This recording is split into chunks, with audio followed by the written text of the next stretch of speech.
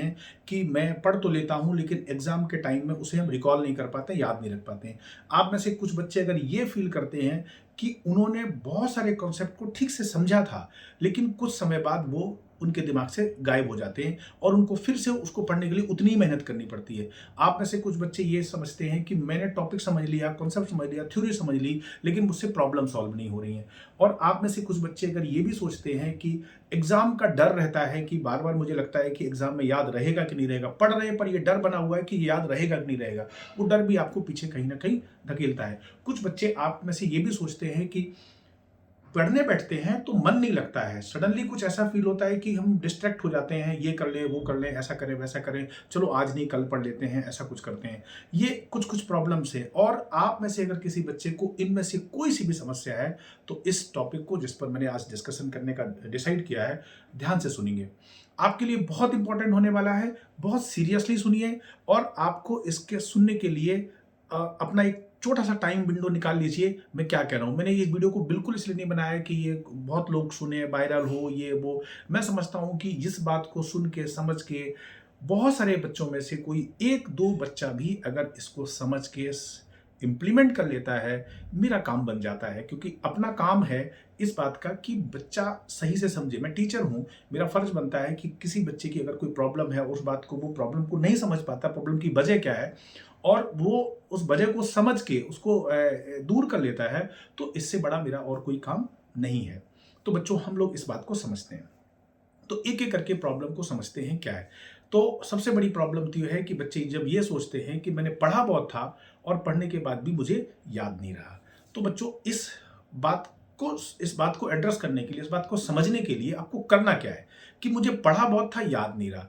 मैं आपको बता दूँ कि माइंड का एक सिस्टम है, वो क्या करता है कि आपने जो बढ़िया से बढ़िया कॉन्सेप्ट टाइम लगा के समझा है, बहुत अच्छे से समझा है, उस कॉन्सेप्ट को भी माइंड 72 आवर्स के बाद ऑटो डिलीट मोड में डाल देता है।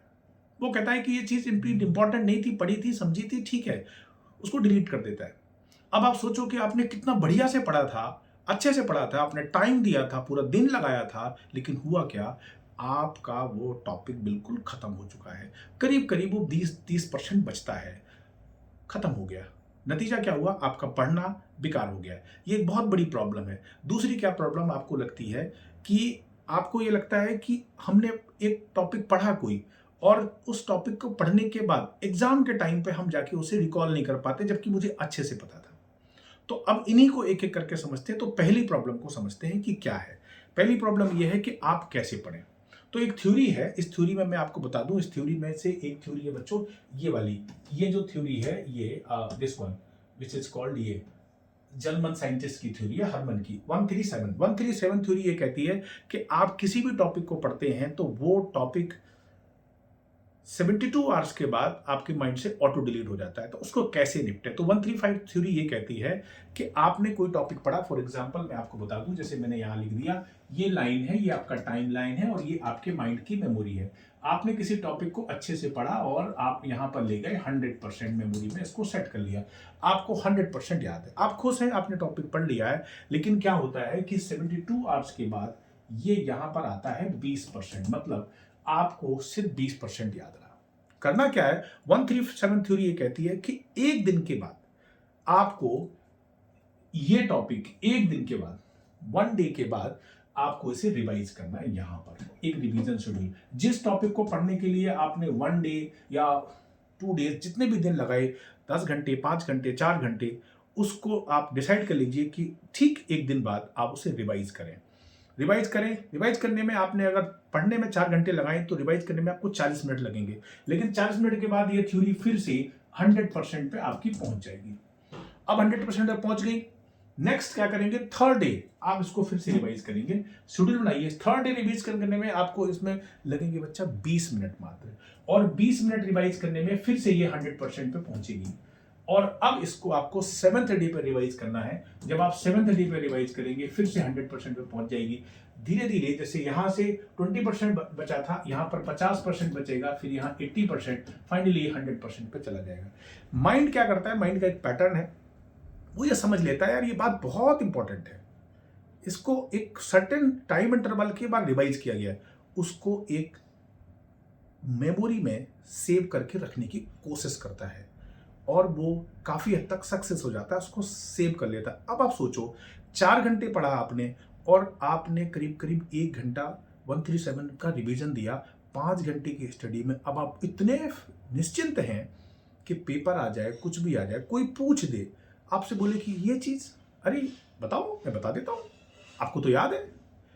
फिर आप जरा से टाइम में उसे रिकॉल कर सकते हैं, जल्दी रिकॉल कर सकते हैं, मतलब आपकी मेहनत बेकार नहीं गई है, आपने पढ़ा, उसको समझा। तो पहली थ्योरी बहुत इंपॉर्टेंट है, रिवीजन 137। आपको इसको ध्यान से सुनना है, समझना है, इंप्लीमेंट करना है। इंप्लीमेंट करना बहुत आसान है, उसका एक शेड्यूल बना लीजिए। मैं आपको बताता हूं कैसे शेड्यूल बनाते हैं। एक थ्योरी ये है, फेमन लूप थ्योरी है, जिसको कहते हैं टीच टू रिमेंबर। अब पहली चीज कि आपने रिवीजन टेक्निक तो कर ली, लेकिन रिवीजन में भी, पढ़ने में भी कुछ बातें ऐसी है कि पढ़ा नहीं जाता है, जल्दी से याद नहीं होता है, बैठते हैं बोरियत होती है। उसका भी एक तरीका है। वो क्या तरीका है कि आप पढ़ने बैठ रहे हैं, आपको मन नहीं लग रहा है, ये नहीं लग रहा है, आप 2-3 चीजें कर सकते हैं। पहली चीज, थोड़ा लाउडली पढ़िए, तेज तेज पढ़िए, दिमाग का ब्रेन एक्टिव मोड में जाता है, आपको बोरियत नहीं महसूस करने देगा। पहली चीज, थोड़ा एनर्जी ज्यादा लगती है, बट उसका सोल्यूशन तो है ही, आपको पता ही है कि आप कुछ खाने पीने की चीजें रखें, पानी पीते रहें, कुछ चाय कॉफी लेते रहें, ठीक है, अलग बात है। दूसरा, इससे भी अच्छा है कि आप किसी को पढ़ा दें। घर में कोई भी है, छोटा भाई बहन, मम्मी पापा, कोई किसी को पढ़ा दे। अब ये भी हो सकता है कि कोई तैयार ना हो, भाई मैं क्यों सुनूंगा तुम्हारी बातें, मत पढ़ो। आप घर में एक बोर्ड लगा लो, उस पर खड़े होकर पढ़ाना शुरू करो उस टॉपिक को। मैं आपको बताता हूं, इससे ज्यादा बढ़िया चीज कुछ भी नहीं हो सकती है कि आपने किसी चीज को पढ़ा।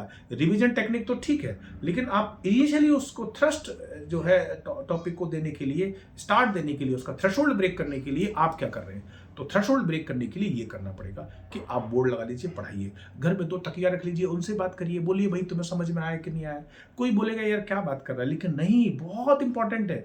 कोई नहीं, आप खुद से पढ़ाइए उसको, तेज तेज बोल के पढ़िए या किसी को पढ़ा दिए, 3 ऑप्शन है, कुछ भी कर लीजिए।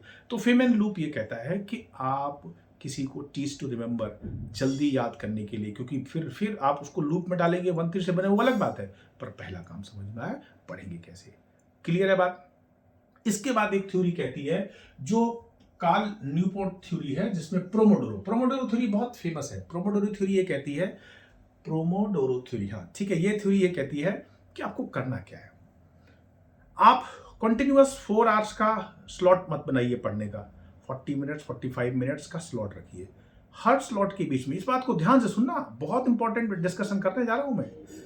40-45 मिनट्स के स्लॉट बनाइए। आपको 4 घंटे पढ़ना है, 40 मिनट्स के स्लॉट कुछ बना लीजिए। 10 मिनट का ब्रेक रखिए, लेकिन बहुत ध्यान से सुनने की बात है, आपने जब वो ब्रेक लिया है तो उस ब्रेक में आप अपने मोबाइल फोन को साइलेंट मोड में पहले से ही दूर रखे हुए हैं, और उस ब्रेक में आप फोन नहीं देखेंगे। क्यों? ब्रेन क्या करता है, जब आपने जैसे सपोज 10 मिनट का ब्रेक लिया, आपने इंस्टाग्राम चेक कर लिया, कोई स्टोरी देख ली, कोई रील देख ली, अब माइंड में वो मेमोरी में वो चीज चल रही है, वो चल रही है। आपका 10 मिनट हुआ, आप सोचा मैं पढ़ने लगूं, लेकिन अगला जो प्रोमोडोरो ब्लॉक है जिसमें आप पढ़ने वाले हैं 40 मिनट्स का, उसमें आपका माइंड क्या बोलेगा, बोरियत हो रही है, पढ़ने में मन नहीं लग रहा है। क्यों? 20-30% माइंड अभी वहां पर सेटल्ड है, वहां से वापस नहीं आया है। ये जबरदस्त माइंड की थ्योरी है। उसको वहां से रिटेन करना, इलेक्ट्रोमैग्नेटिक वेव्स को वापस ले आना, अपनी जगह उनको सेटल डाउन करना, उस एनर्जी को सेटल डाउन करना पढ़ाई के लिए बहुत टफ है। फिर आप वही बोलोगे कि पढ़ने का मन नहीं कर रहा है, पढ़ने का मन नहीं कर रहा है, ये मन नहीं कर रहा। फिर आप अगला जो ब्लॉक है उसमें आप पढ़ेंगे नहीं, 45 मिनट्स का आपका मन नहीं करेगा। तो प्लीज आप उसको मत चेक करिए। आप आंख बंद कर लीजिए, थोड़ा टहल लीजिए, पानी पी लीजिए, वो अच्छा है। किसी से बात कर लीजिए, कॉन्सेप्ट को एक्टिवली रिकॉल कर लीजिए, कुछ भी कर लीजिए, लेकिन फोन चेक नहीं होगा, आपको पता है। इसके अलावा आपको क्या करना है कि राजवापना साहब IIT दिल्ली के प्रोडक्ट है, उन्होंने भी एक थ्योरी बताई थी, रिवीजन टेक्निक, जो मैंने आपको भी डिस्कस की। उसके अलावा भी कुछ और बात बताई है, उस थ्योरी की बात कर रहा हूं। उन्होंने क्या बताया कि टाइम टेबल बनाने का कॉन्सेप्ट है। आपने बड़ा सुंदर सा कलर नीला पीला टाइम टेबल बना लिया, 2 घंटे 3 घंटे का, ये या 1 घंटे फिजिक्स, 1 घंटे केमिस्ट्री, आधा घंटा ये SST पढ़ लेंगे, ये मैथ पढ़ लेंगे, ये पढ़ लेंगे, वो पढ़ लेंगे। ये चोर मस्तिष्क बनवाता है। आपका दिमाग बड़ी बड़ी ही खूबसूरती से आपसे चोरी कराता है कि टाइम टेबल बना लो। नहीं नहीं, टाइम टेबल बनाना एक दिमाग की चोरी। क्या चोरी है मैं आपको बताता हूँ। जैसे आपने 1 घंटे का ब्लॉग बनाया फिजिक्स का, आपने पढ़ा, कुछ कॉन्सेप्ट पढ़ा 1 घंटे में, माइंड ने जब तक उसको एक मोमेंटम पे ले गया, कोई नई चीज समझने जैसी बात आई, लोड करने जैसी बात आई माइंड पे, वो क्या कहता है, हटाओ, अगला सब्जेक्ट का टाइम हो गया। फिर आप उसको बेसिक्स उठा रहे हो, अगला मैथ पढ़ रहे हो, केमिस्ट्री पढ़ रहे हो, या कोई और सब्जेक्ट पढ़ रहे हो। एक्चुअली में एक सब्जेक्ट का लोड, एक सब्जेक्ट का कॉन्सेप्ट आपने ना तो पूरा खत्म किया ना पूरा समझा, उसने बहुत सरफेस पे आपको रखा, ताकि आपका दिमाग चोरी कराता है कि भाई लोड मत लो, ऐसे ऐसे करते रहो, टाइम भी पास हो रहा है, पढ़ाई भी नहीं हो रही है। ऐसा नहीं करना है। स्टडी के ब्लॉक्स हैं। आज आपने डिसाइड किया कि भाई एक टॉपिक फिजिक्स का मैंने डिसाइड किया है कि भाई इलेक्ट्रिसिटी टॉपिक है, आज हम इसे खत्म करेंगे। 4 घंटा लग रहा है, 5 घंटा लग रहा है, हो सकता है अगला दिन भी लग जाए, लेकिन आप उस टॉपिक को खत्म करेंगे। उसके लेवल डिसाइड करेंगे कि कोचिंग के, ट्यूशन के, स्कूल के नोट्स हैं, इतने खत्म करने हैं। आपको कोई बुक है जिसमें आपको 4 सवाल करने हैं, आपने एक टारगेट बना लो, उस टारगेट को सेट कर लो कि ये हमें करना है। इसके बाद अगला सब्जेक्ट उठाएंगे। वो उस पूरे में फिर वो जो टॉपिक खत्म हो गया तो उसमें रिवीजन टेक्निक लगाना आसान है, उसको फिनिश करने में आपको जो छोटे छोटे ब्लॉक्स में पढ़ना भी आसान है। आपने एक टारगेट फिनिश किया, और जब आप ऐसे छोटे छोटे टारगेट खत्म करने लगते हैं, मैं आपको बता दूं, मनोविज्ञान, साइकोलॉजी ये कहती है कि आपका मन जीतना शुरू कर देता है आपके ऊपर, और ऐसा जीतता है कि जब आप छोटे छोटे टारगेट पूरे करते हो तो आपकी जो अंदर की आत्मा, हृदय है, वो बड़े बड़े टारगेट पूरा करने के लिए जागृत हो जाती है। कहती है कि ये बंदा टारगेट पूरा कर लेता है, इसके अंदर दृढ़ इच्छा शक्ति है, ये निश्चय कर लेता है, ये कर लेता है। तो माइंड बड़े बड़े काम के लिए प्रिपेयर होने लगता है। और अब आप जब छोटे छोटे काम में सक्सेस होने लगते हैं तो सफलता की एक नई ऊंचाई पकड़ता है दिमाग। तो इसलिए कभी भी टाइम टेबल का ये कॉन्सेप्ट मत बनाइए कि 1 घंटा 2 घंटा, उसमें कुछ भी आप पूरा नहीं कर रहे हैं, आपको कहीं सक्सेस नहीं है। ये तो तब है जब आपका सब पढ़ा हुआ है, रिवीजन है, आपने बना लिया, चलो 1 घंटे रिवाइज करते हैं, वो अलग बात है।